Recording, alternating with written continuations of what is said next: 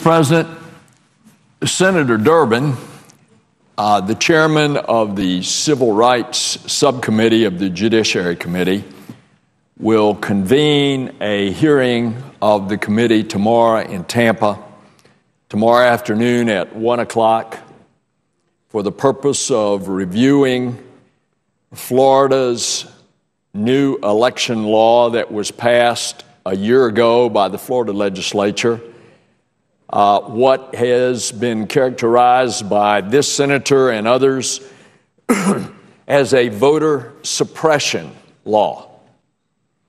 Interestingly, there's a pattern in about 14 states that have changed the election laws to make it harder to vote, harder to register to vote, and harder to have one's vote counted as they intend.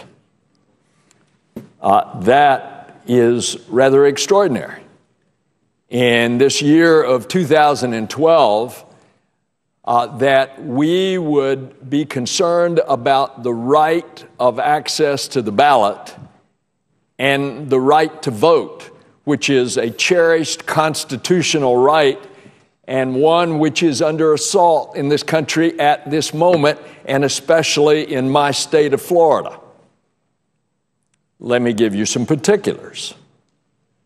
The new election law, for example, has changed the voting registration requirements for those who sign up to register others, in other words, third parties, such as the League of Women Voters, that have been registering voters in Florida for decades. And under the old law that was on the books for decades, that would give them, once they registered the voter, took the information, they had 10 days to turn it in to the county supervisor of elections. That law has been on the books for decades. Mr. President, the legislature of Florida last year signed into law by the governor, changed that to 48 hours. And the penalties that accrue go up to $1,000 for that person that was registering the voters and did not turn in those names within 48 hours. And therefore, the League of Women Voters in Florida that has been doing this as a civic duty has stopped registering voters, not going to take the chance that their members would be fined up to $1,000. Now, doesn't that sound like something exactly the opposite of what we should be doing? We should be encouraging people to register to vote, which is what the civic duty that the League of Women Voters has sought for years. It's happening before our eyes. But, Mr. President, there's more. College students, young people got excited about politics in the last presidential election and voted in record numbers compared to what they had been doing before. But the Florida legislature changed the law so that if a student at their college that has not been registered before suddenly gets interested and goes down to the supervisor of elections office and registers to vote for this year's general election, and when they arrive on election day, they're asked to show their identification, and they pull out their driver's license, the likelihood is that that driver's license is the address of their parents where they have grown up. And if that address is in a different county from the county that they registered in, they will not get a ballot. They will get a provisional ballot. Now, Mr. President, we know from the last presidential election in 2008 in Florida, only half of the provisional ballots were counted. Is this what we want to do, to encourage young people to get excited and interested in their government, and then they get there on election day and they get a provisional ballot instead of a regular ballot? I don't think so, but Mr. President, it's happening right underneath our noses. And that's one of the reasons that the Judiciary Committee is coming to Tampa tomorrow. We're going to flesh this thing out with a whole bunch of witnesses. But unfortunately, Mr. President, there's more. After the debacle that we had in the 2000 presidential election in Florida, where we saw mistake after mistake after mistake, and all too painfully we know the results of how that election played out. To the credit of the Florida state government, they made it easier to vote. And they created early voting. And they created what was the old absentee ballot, where you had to swear that you were actually going to be absent from your place of voting on election day. They made that easier by having vote by mail. And they had set early voting, and has been the case for years now, 14 days prior to the election.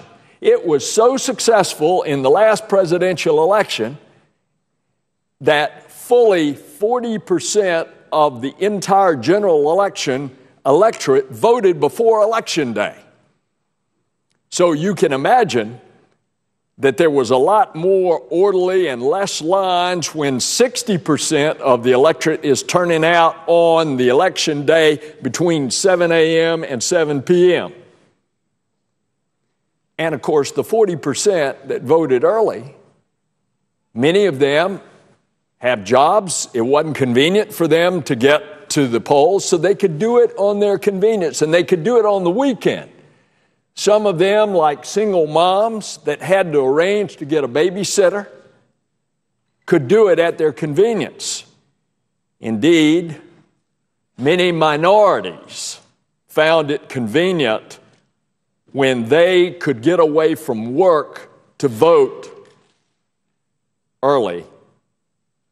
Now, Mr. President, the Florida legislature changed the law, and it was signed into law by the governor, constricting that 14 days to 8 days, and then a very interesting change.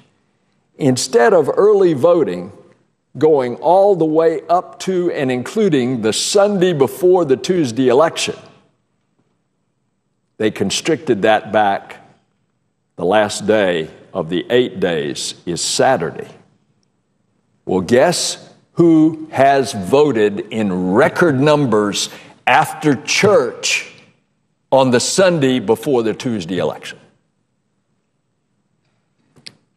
Record numbers, African Americans.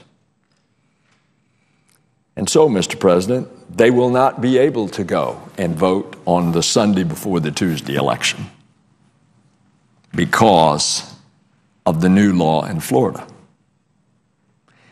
Now, those who passed this new law said it was to cut down on fraud, and yet they have no example, and I'm looking forward to asking some of the witnesses tomorrow to make the record complete. No example of any increase in fraud in the last decade of which these election laws were passed after the 2000 presidential election to make it easier to vote. So what we have is a pattern over 14 states, including our state, of which what I have just described, which is the law, is one of the most onerous. That is one of the more distinct voter suppression laws that has been enacted. Why? Is it for partisan reasons? If you restrict young people, if you restrict minorities, if you make it more difficult for women particularly single moms? Does that suggest a pattern of certain voters, of restricting them and making it more difficult because of partisan reasons? I think it's pretty clear. And this is happening in America in the year 2012, when in fact the Constitution tells us that one of the most cherished things that we went through, even a civil war, and then we went through the civil rights movement in order to guarantee the right of access to the ballot, of which we had to knock down poll taxes and all kinds of impediments for people to vote. And we've gone through all of that experience since the 1850s. And here, right under our noses, we're having these kind of voter suppression laws enacted. Mr. President, there is a 3-judge panel that is now considering this law in the District of Columbia. There's also an examination under the Voting Rights Act of 1965 in the 5 counties that are watch counties under that act in Florida as to whether or not their civil rights have been eclipsed. And I'm certainly hopeful that the court and/or the Civil Rights Division of the Justice Department are going to see behind this smokescreen of so-called fraud into what is really the motivation. Mr. President, I yield the floor.